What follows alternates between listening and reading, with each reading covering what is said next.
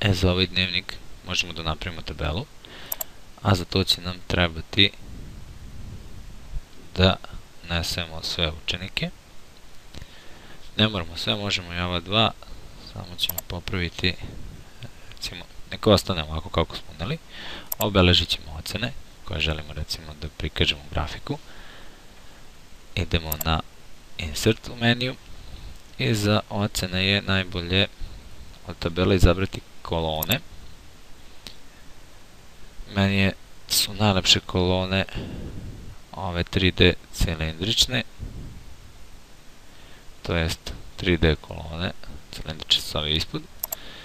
Izaberem 3D kolone, izaberem dizajn, recimo ovaj crni, sa više boje da bi se razlikovali učenici.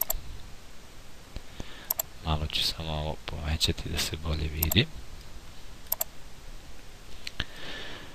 Problem je ovde što piše serija 1, serija 2, ovde piše 1, 2, 3, 4, 5, 6. Znači ne znamo šta je sad 1, 2, 3, 4, 5, 6, šta je serija 1, šta je serija 2. I ovde imamo od 0 do 5, to su nam ocene u stvari. 1, 2, 3, 4, 5 i 6 su nam predmeti 1, 2, 3, 4, 5 i 6, a serija 1 i serija 2 su u stvari učenici. Kako da namestimo da to i piše na našem grafiku? Objašnjavali smo kod sinusne funkcije kako se grafik podešava.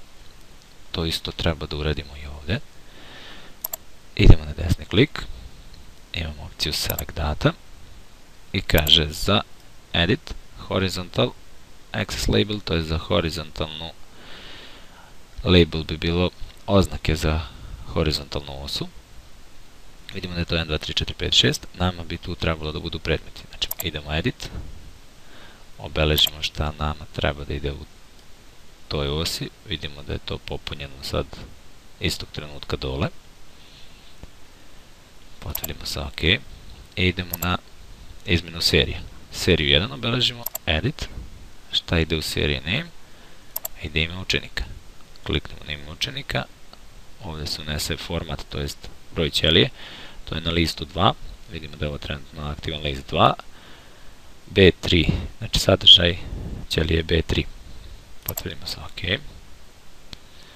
Vidjet ćemo ovde da je odmah unet učenik i treba da promenimo seriju 2. Petar Petrović. OK.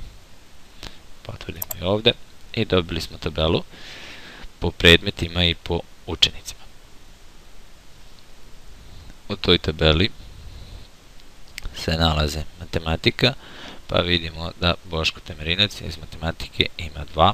Možemo da proverimo, to je stvarno tako. Iz fizike oboje imaju dvojke. Da vidimo fizika, 2 dvojke, 2 jedinice iz osnova, iz mehanike dvojka i petica. Nadam se da nije suviše teško. Ko se prvi put susreće sa ovim, možda je komplikovano, samo za početak, dok ne shvatite princip.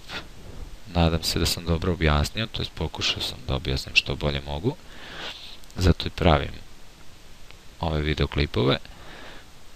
Ukoliko neko ima nekih nedoumica, može slobodno da me kontaktira putem poruka ispod videoklipova na YouTube-u.